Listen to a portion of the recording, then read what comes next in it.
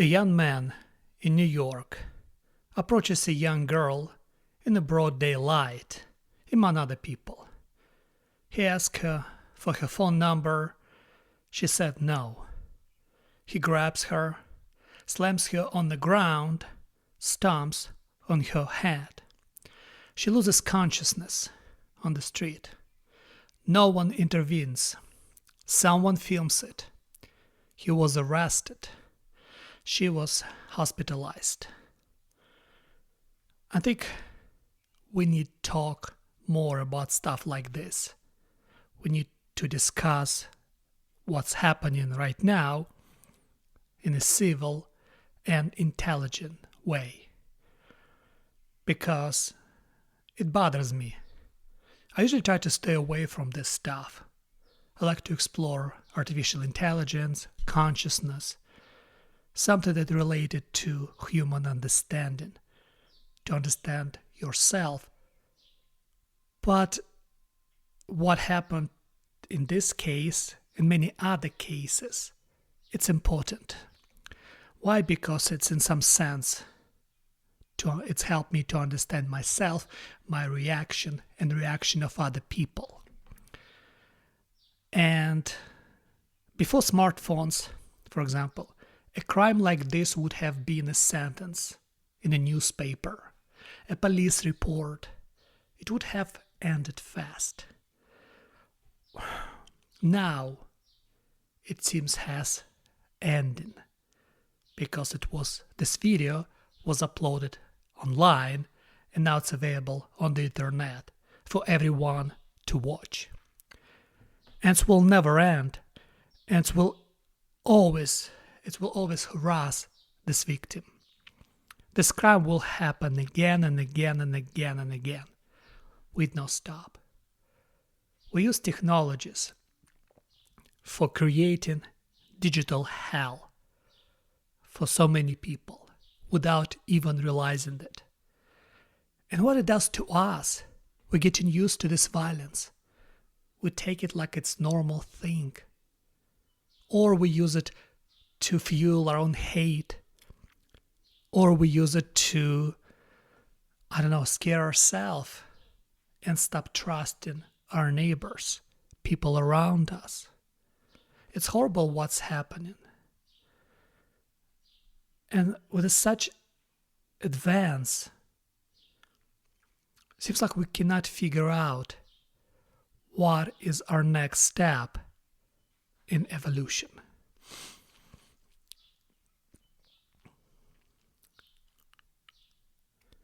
When I watched this video, I found it by accident on X. I couldn't comprehend how someone, a young man, could do this to a young woman. How it's even possible.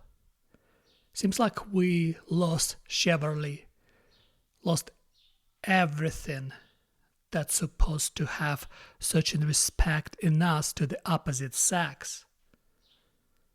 There's so much wrong with this scene, and it's kind of propagation of what common.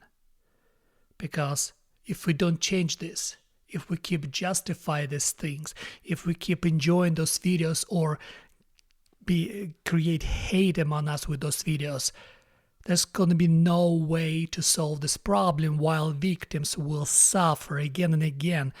Think about her. Now she can see herself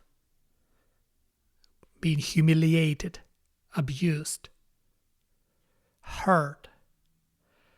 And it's going to be over and over online for everyone to see for many, many years ahead. Her parents can see it.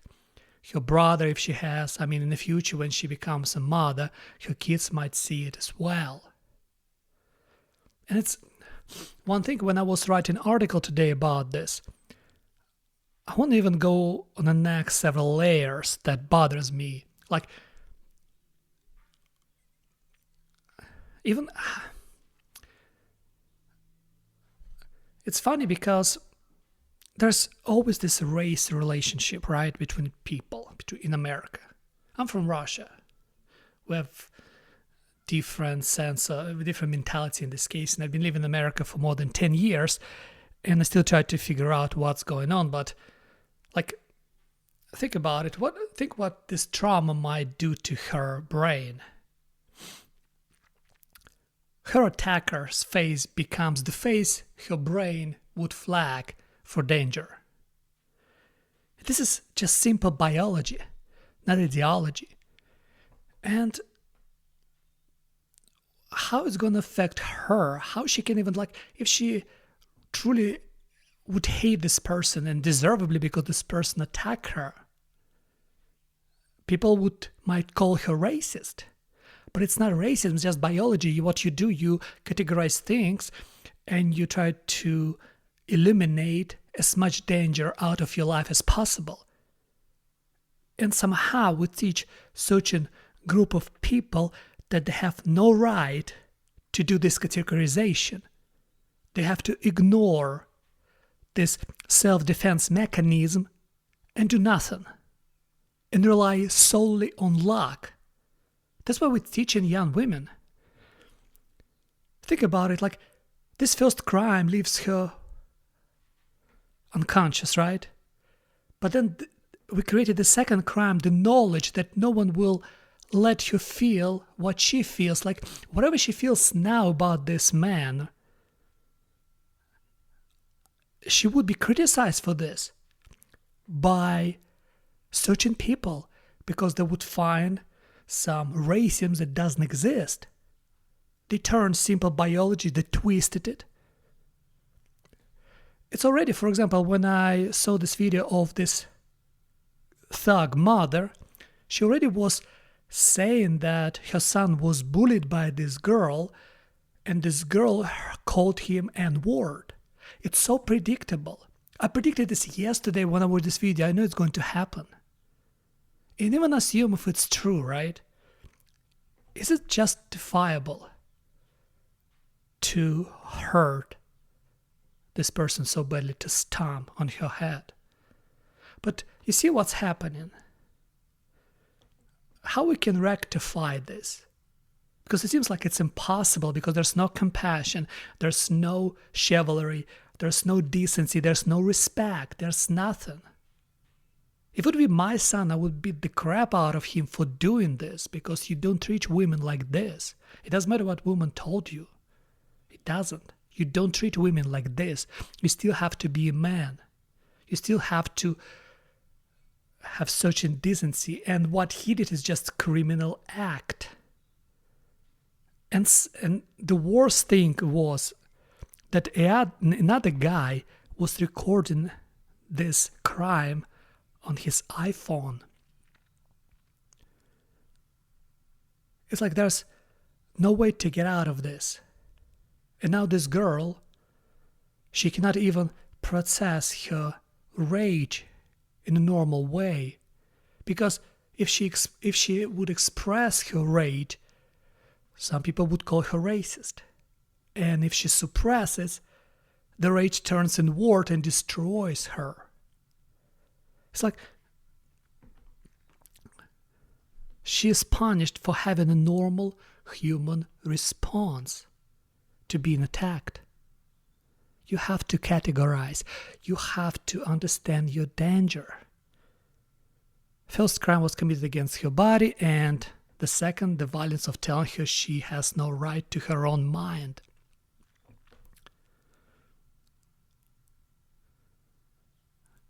I was thinking today about artificial intelligence, about our evolution and what would happen in the future. And sudden thought came to me that I think we just hit the limit. Humanity just hit the limit. That's why we are not terrified of artificial intelligence. That's why we laugh and smiling when somebody tells us that we're going to go extinct, because we cannot comprehend the danger of artificial intelligence. Why? Because we're still on the same primitive level as we were hundreds of years ago. We still commit crimes against others. We're still incredibly violent individuals. And that's, I think, our biggest problem. Because when somebody uses technology for this, it's terrifying. And if we hit this limit, in this biological limit, the only way for us is to go extinct or to merge with artificial intelligence, I guess. because I don't see the ways out. I don't. It's terrifying me how much vile rot you can experience online, how much horrible videos you can see. It's scary. And it happens again and again. And then we have so many justifications. People go so crazy. And of course, it's coming from this idea when people try to side with the criminals over victims. This idea of compassionate justice is wrong. It's insanely wrong, because justice must be fair and not be compassionate. It must be fair. It must be tough and fair. If you did something like this, you deserve to be prosecuted and jailed. There's no buts. There's no compassion. You made your choice. You made your bet, now you have to lie on it. That's how it's supposed to be. Compassion to criminals is injustice to their victims. That's what it is. But it's interesting because in Soviet Union, where I'm from, I don't remember Soviet Union was really small when it's collapsed. But what I've read about it and talked to people who experienced this, during Soviet Union, like they use criminals to abuse good population. Because when you give criminals rights, because all dictatorships rely on criminals, because criminals, they don't care about who's in charge. They don't care about dictators. They can survive, they can adapt. Who cannot adapt is intellectuals. Who cannot adapt is people who decent. Who cannot go over themselves and pervert their ideas of the right and free existence. The one who fight back.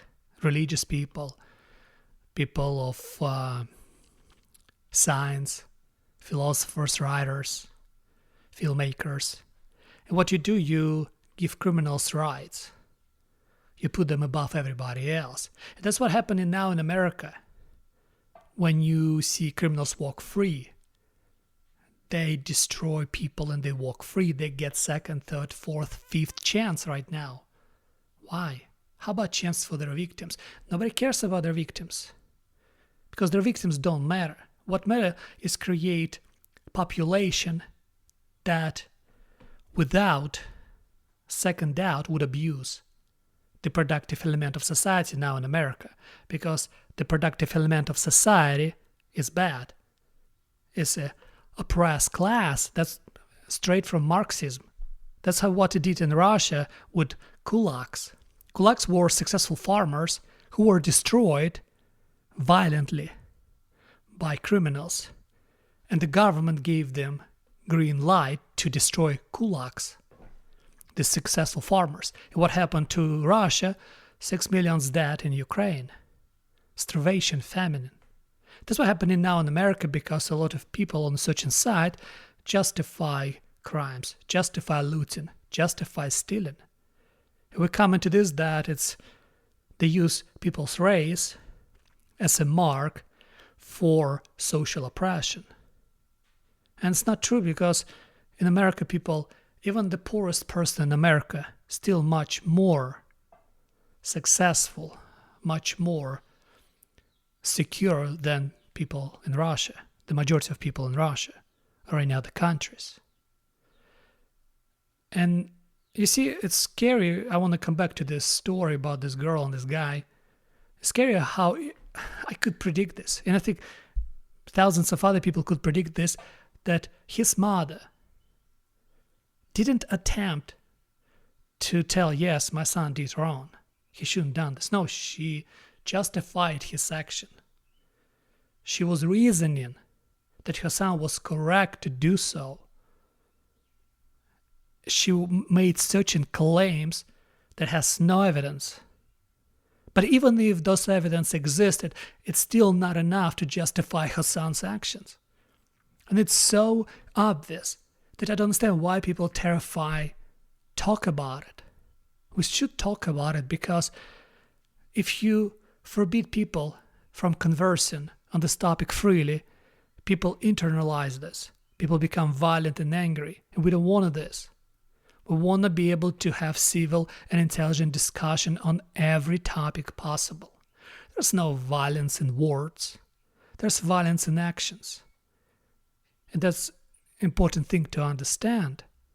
I don't want to talk about it, but it bothers me all day yesterday when I saw this video. Something is wrong about it, and the predictability of how it was developed is staggering. And then not a single mainstream media cover it because it doesn't matter, it doesn't fit their narrative. But there's not supposed to be any narrative, it's just a crime. You know, I wish we live in a healthy society where people were judged based on the content of their character. Then it would be no problem. Then we would see just a young man slam a girl, went to jail because he shouldn't have done stuff like this. That's it. The conversation is over. No race involved, nothing, doesn't matter. And this young man committed a crime. He shouldn't have done this. He has to pay for this. That's it. Conversation is over. No discussion. No online screams. No race. No nothing. But it's not going to be this way. This girl going to be dragged into this race-sized stuff, and I don't know, it's going to be probably worse. But the scary thing, how she's supposed to process this trauma that happened to her correctly. Because you're supposed to do this. As I already told you, you're supposed to categorize this stuff. Because if you don't, your brain doesn't learn. And your brain doesn't trust itself. And I know it's a lot of things because you have to categorize to survive. Because, I mean, it doesn't matter what other people think about you. If you don't learn to categorize things on danger, you can get killed. And once you're killed, you're killed. You have to learn to protect yourself this way. What I like about good discussion, civil and intelligent discussion, is you learn how to process this information in the proper way. And we have to learn this because we have access to so much negative and violent rage bait videos that we have to learn to discuss them properly. We have to learn to analyze them properly. We shouldn't go crazy all the time when we see that. We shouldn't assume the worst all the time when we see that. And also we shouldn't justify criminals who do this. We shouldn't say like, oh, I want to see what this girl did. It doesn't matter what she said or what she did. What happened was wrong, and this man's supposed to be prosecuted. That's the point. Justice should be fair and not compassionate.